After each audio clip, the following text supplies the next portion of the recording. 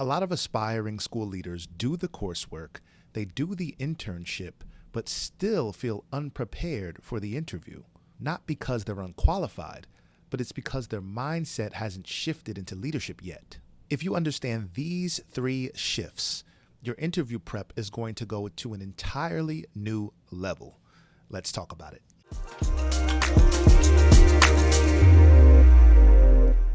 What's going on, aspiring school leader? I am Dr. Donovan Smalls II, educator, best-selling author, school leadership coach, and I help aspiring school leaders confidently land their first leadership role and lead with impact from day one.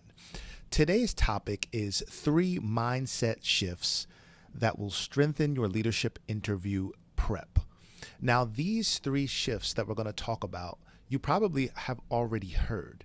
You probably already have studied. However, these are 3 things as a school leader that I've been recently thinking about because they hold so much weight.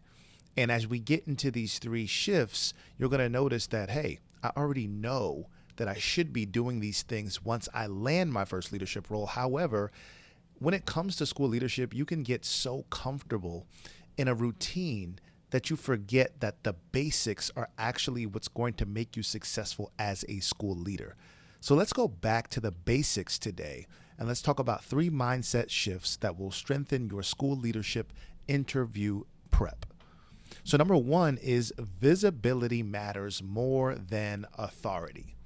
Yes, as a school leader, once you step into your first school leadership role, there's a level of authority that comes with the role, right? You will automatically notice that people are going to listen to you more attentively. People are going to pay more attention to the words that you say. Everything that you do, there are going to be people that follow you. And so you have to be cognizant of how you're actually leading, how you're showing up on a daily basis. But just because you have a level of authority that naturally comes with the position of being a leader doesn't mean that you're actually leading.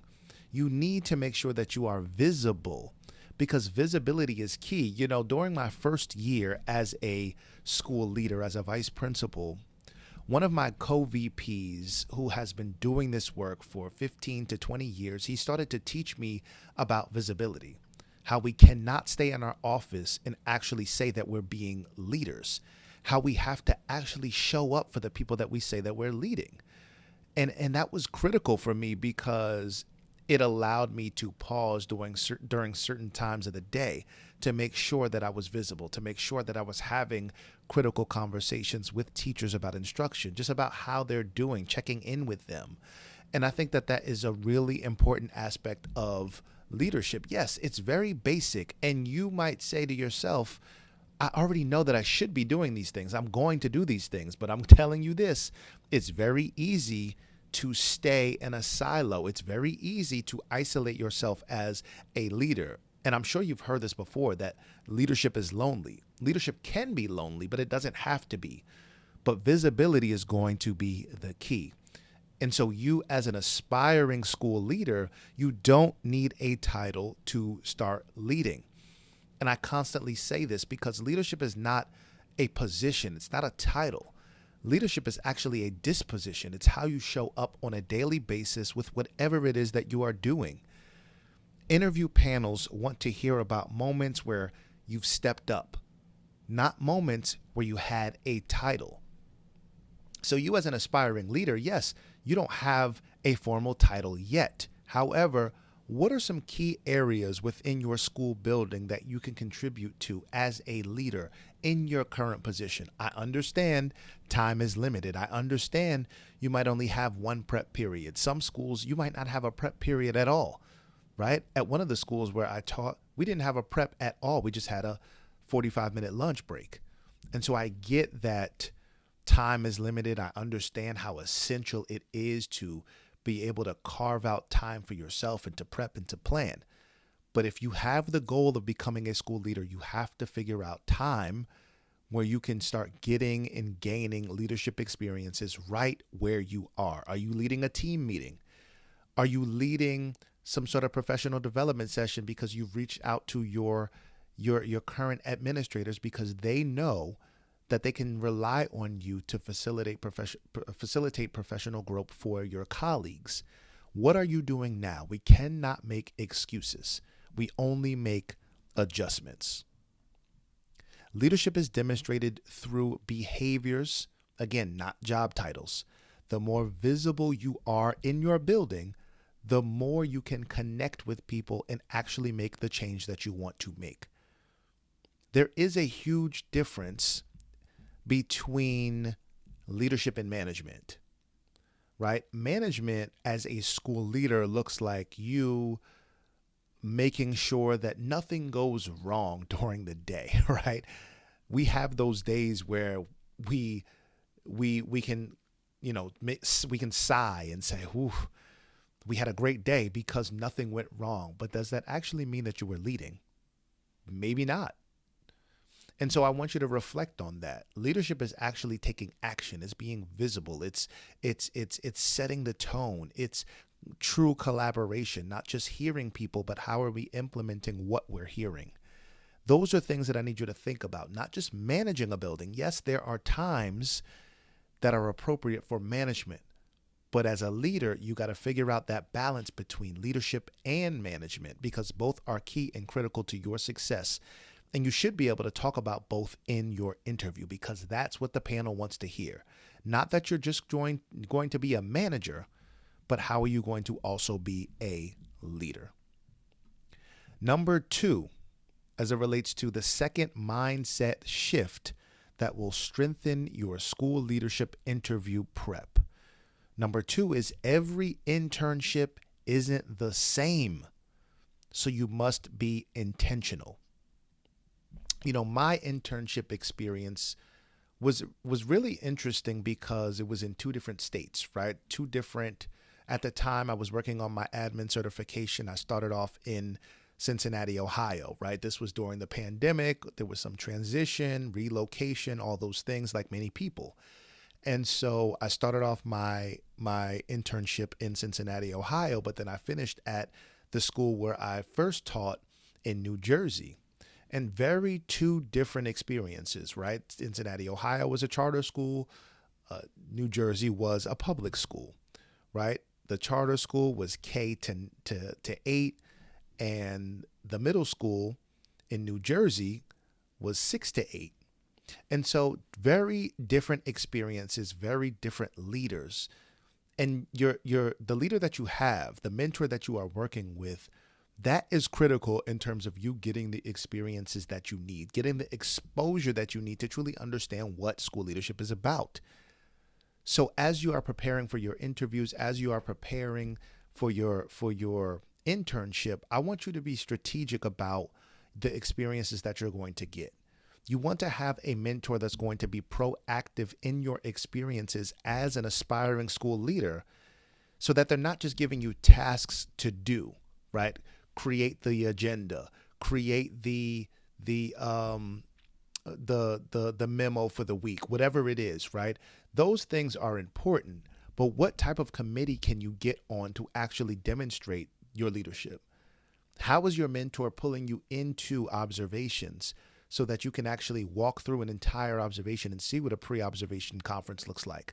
See what the observation looks like. See what that post-observation looks like. See what the actual framework is so that you know how to score an observation properly, right? How can you use technology, or how can you use technology and AI to make things simpler, right? To streamline things, obviously doing it ethically.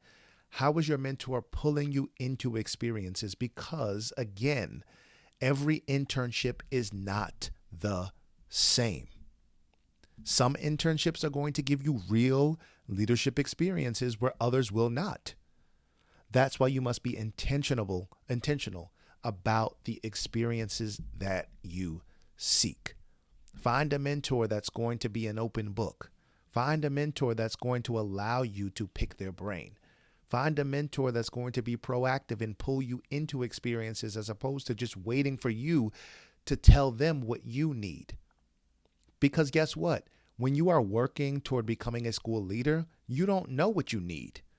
You might have an idea of the experiences that you need based on the the outline, the syllabus that a professor has given you, but you don't know comprehensively what school leadership is like. So you need someone who's going to be proactive and pull you in so you get the experiences that you can speak to in your interview to make you the ideal candidate. Intentional experiences are going to separate strong candidates from average ones. So again, number 2, every internship isn't the same. So be intentional.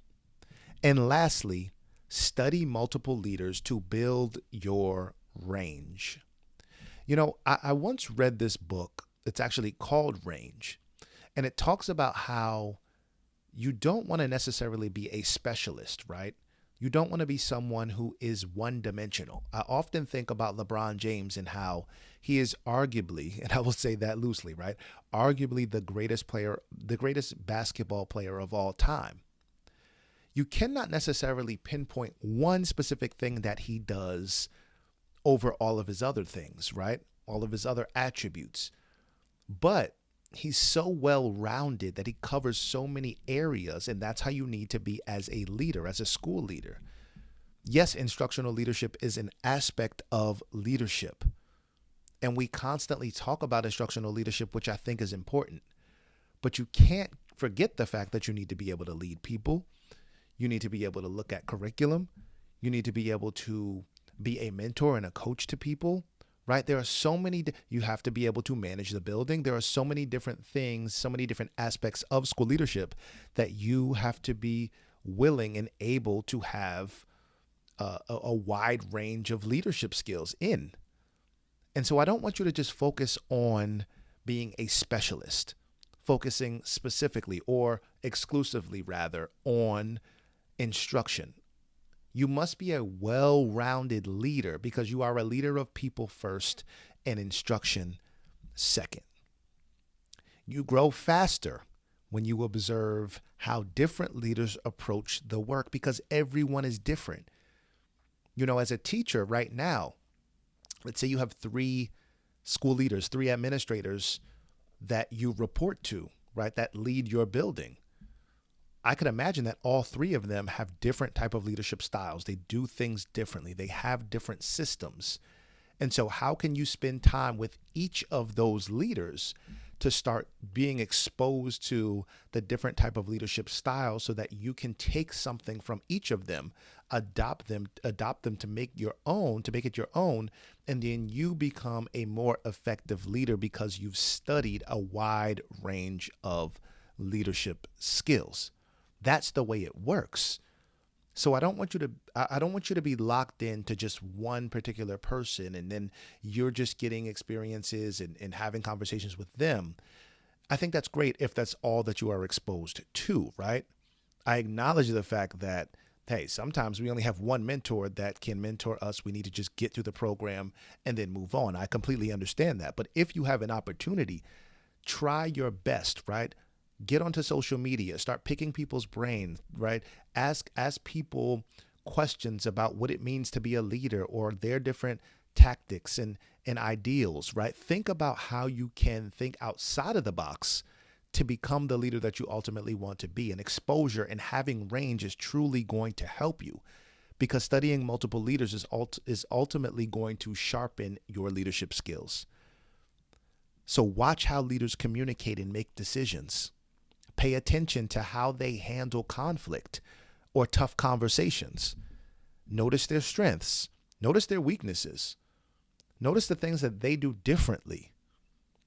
This is going to help you build your own leadership lens. Interview answers are going to become deeper when you can speak from real observation from multiple leaders.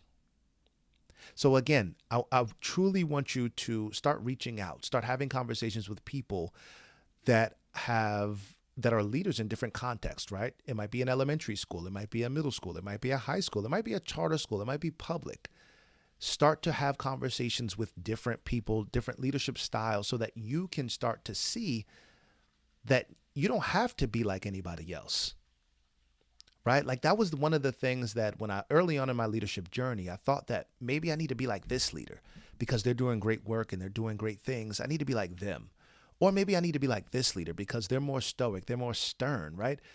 But what I've noticed is that I can take and borrow things from other people and then adopt it to make them my own. That's what you ultimately want to do as an aspiring leader, so that you can speak to those experiences. You can speak to your intentional leadership style that you have cultivated, that you have curated from the exposure that you have had, the intentional exposure that you have had to multiple leaders. All right. So today we went through 3 mindset shifts that will strengthen your school leadership interview prep. Number 1, visibility matters more than authority. Number 2, every internship isn't the same, so be intentional. And number 3, study multiple leaders to build your range. And again, you probably already know these basic aspects of school leadership. But at the end of the day, it's the basics that make us great. It's the basics that are going to build the foundation of our leadership. It's the basics that you're going to be able to speak to in your interview. Why? Because the hiring committee wants to see that you have a solid foundation of leadership as you grow, right? They're not looking to be wowed. They're not looking to be impressed. But do you have the foundation that they can then train you within the specific parameters of the district, of the school, so that you can be a part of a team that's going to move the needle forward and increase student achievement?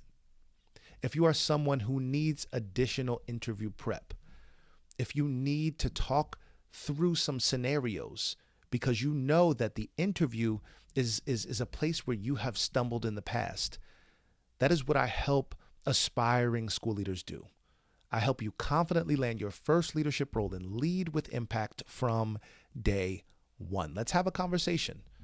Let's get you to where you know you need to be so that you can land that first leadership role and make the impact that your students need you to make, so that you can start changing the trajectory of communities. As always, I hope you have a great week of teaching, leading, and learning. Take care.